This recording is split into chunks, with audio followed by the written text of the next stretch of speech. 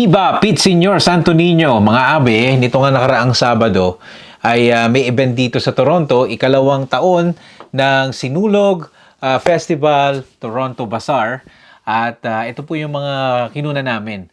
At shoutout ko nga pala yung organizer na si Sir Dong. Salamat po sa pag-organize nito and congratulations po. At kayo po mga abe, kung hindi nyo pa napupuntahan itong Sinulog Festival sa Toronto, naku po, taon-taon na po ito. No? Kayo ngayon nga po nung nakaraan, ikalawang taon na po. At masisiyahan po kayo, 2 araw po itong ginaganap.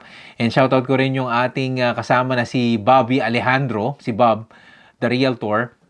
At meron tayong content na ginawa para sa kanyang channel o sa kanyang Facebook fan page. Thank you po. At yung ibang clips po na mapapanood nyo, ay mapapanood nyo sa kanyang Facebook fan page na si Bobby Alejandro ng Toronto. So kayo po mga abe na dadayo dito sa Toronto sa susunod na taon, sana po maka-attend din po kayo. Ito po yung ano ko dyan, yung aking pong ginawa dyang content. Panoorin po ninyo. Sa ikalawang taon ng pagdiriwang ng Sinulog Festival sa Toronto, muling pinatunayan ng mga Pilipino na kahit saan man dalhin ng tadhana, kahit pa sa lupain ng niebe at maple syrup, kayang-kaya pa rin sumayaw ng Pete Senior habang nanginginig sa lamig. Ang 2 araw na selebrasyon ay puno ng kulay, pananampalataya at kakaibang tanong. Paano nga ba napadpad ang Santo Niño sa bansang mas kilala sa hockey kaysa harana? We are here in Canada. No place is stopping us to celebrate our faith to the little Jesus, Senior Santo Niño, wherever you are in the Philippines. Salamat po for helping me make this a come true, not just a dream for this year. And then of course, ang aking mga who don't know where to celebrate because they're not in the Philippines or they're not in Cebu. So this one is a free admission, it's free to all, it's open to all, it's free parking. I hope you guys bring your families for tomorrow for the night day. And also po, pasalamatan din natin ang ating mga vendors na nag-support sa ating mga business para continuous po ang ating celebration for next year. And tomorrow, meron po tayong Sinulog Idol Singing Contest, the first ever Sinulog Idol Singing Contest. Hopefully, you can also support.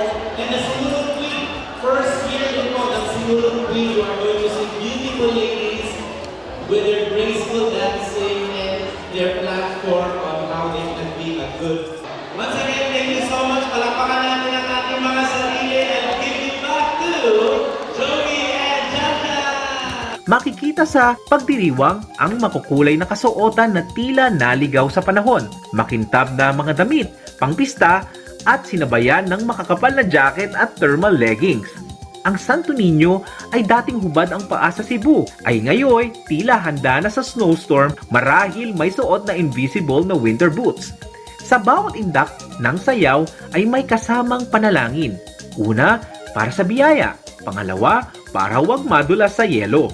Hindi rin mawawala ang taimtim na debosyon habang sumisigaw ang lahat ng Viva Santo Niño! Senior, Sinulog Pete Senior. It's a tradition that everybody gets together in a community para kay Santo Niño. It's a religious Catholic tradition. Pete Senior na yun, yung Pete Senior, kahit kahit magkaramdaman ka or yung business mo sana lumago, gano'n, yung kumaling, yung mga may sakit, yung gano'n lang, kahit ano-ano. Kasi namana ko yan sa magulang ko, very devotee sila ng Santo Niño. So when they asked me to participate, of course I said yes. May ilan din pasimpleng nagdarasal na sana ay may libreng pakain sa dulo ng programa. Chorizo de Cebu, Toronto! Okay, saan man nila ma-order to dito sa Toronto? Yun ang gusto nilang malaman. Chorizo de Cebu, Toronto po. Message nyo lang po ako sa Facebook and then my number is 416-887-0058. Okay. Ang pananampalataya, sabi nga nila, ay mas tumitibay kapag may kasamang lechon kahit pa ito'y napalitan ng chicken wings at putin. Dito makikita ang tunay na adaptasyon ng mga Pilipino, kayang ihalo ang banal at praktikal ng walang kahirap-hirap. Sa huli mga abe, ang Sinulog sa Toronto ay hindi lamang paggunita kay Santo Niño, kundi selebrasyon ng pagiging Pilipino sa ibang bayan. Isa itong patunay na ang pananampalataya ay kayang tumawid ng karagatan, makibagay sa lamig at sumayaw pa rin ng buong sigla. Sapagkat saan man mapadpad ang isang Pilipino, dala-dala niya ang kanyang santo, sayaw at kakayahang gawing pista kahit ang pinakamalamig na sulok ng mundo. Viva kahit may frostbite! So mga abe, maraming salamat po sa inyong panonood at shoutout ko pala yung Chorizo de Cebu. No, gagawa tayo ng isang content dyan. Tayo po ay nabayayaan ng Chorizo de Cebu, no, ng Toronto. At shoutout po sa inyo, no, sa lahat po ng bumubuo ng Chorizo de Cebu. And hayaan nyo po, abangan nyo po yung gagawin nating content na papapanood nyo dito sa ating YouTube channel at dyan po sa ating Facebook fan page na Kuya JDL. Muli po, Viva Pete Sr. Santo Niño!